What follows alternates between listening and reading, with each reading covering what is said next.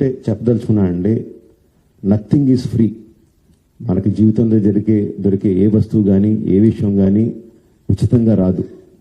దాని వెనకాల hidden cost ఉంటుంది. ఆ హిడెన్ కాస్ట్ చాలా భయంకరంగా, చాలా దారుణంగా, చావు వరకు తీసుకెళ్లే వరకు ఉంటుంది. సినిమాలు ఏముంది, ఫ్రీగా చూస్తున్నాం కదా, అంతే కదా, దీంట్లో పెద్దది ఏముంది అనుకుంటున్నారు. బట్ ఆ పైరసీ సినిమాలు చేసే వాళ్ళు ఏమీ సంఘసేవ చేయట్లేదండి. వాళ్ళు ఫ్రీగా ఏం చేయట్లేదు. అంత పెద్ద పెద్ద వెబ్సైట్లు, అంత పెద్ద పెద్ద సర్వర్స్ అవన్నీ హోస్ట్ చేయాలంటే చాలా ఖర్చు అవుతుంది. దానికంతా ఆ డబ్బు అంతా ఎక్కడి నుంచి వస్తుందండి? మా దగ్గర నుంచి రావట్లేదు డబ్బు. మా సినిమా పైరసీ చేయబడుతుంది, దాని ద్వారా నష్టపోతున్నాం తప్ప మేమేం వాళ్ళకి డబ్బులు ఇవ్వట్లేదు.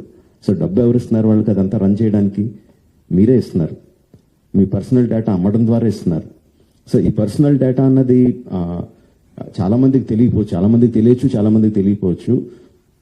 సింపుల్ థింగ్, మీ పేరు, మీ ఫోన్ నెంబరు, ఆర్ మీ పేరు, మీ ఆధార్ కార్డ్ నెంబరు, ఆర్ మీ పేరు, ఆర్ మీ జస్ట్ మీ ఈమెయిల్ ఐడి, ఈ మాత్రం ఇన్ఫర్మేషన్ ఉంటే చాలండి సైబర్ క్రైమ్ కమిట్ చేయడానికి. అంటే ఒక రకం కాదు, అది కొన్ని వందల వేల రకాలుగా వాళ్ళు మీ ఇన్ఫర్మేషన్ని క్రిమినల్స్కి అమ్ముతున్నారు. మీ దగ్గర నుంచి మీరు తీసుకోవడానికి జస్ట్ మీ పేరు, ఫోన్ నెంబర్ ఎంటర్ చేస్తే సరిపోద్ది అనుకుంటున్నారు. బట్ ఆ ఇన్ఫర్మేషన్ని వాళ్ళు క్రిమినల్స్కి అమ్ముతున్నారు. ఆ క్రిమినల్స్ చేసే సైబర్ క్రైమ్స్ దాని మూలంగా ఎఫెక్ట్ అయినాయి. ఎన్నోసార్లు ఎన్నో రకాలుగా వీడియోస్లో చూపిస్తున్నాం. జస్ట్ డబ్బులు పోవడం కాదు, ప్రాణాలు పోయే వరకు వెళ్తుంది. సో ప్లీజ్ అండర్స్టాండ్, మాకన్నా కూడా మీరు ఎక్కువ లూజ్ అవుతున్నారు ఈ పైరసీ చేయడం మూలంగా. Please don't get affected. Every one has a choice.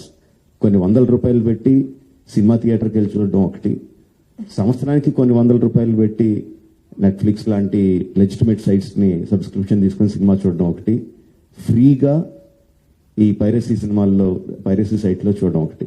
The choice is yours.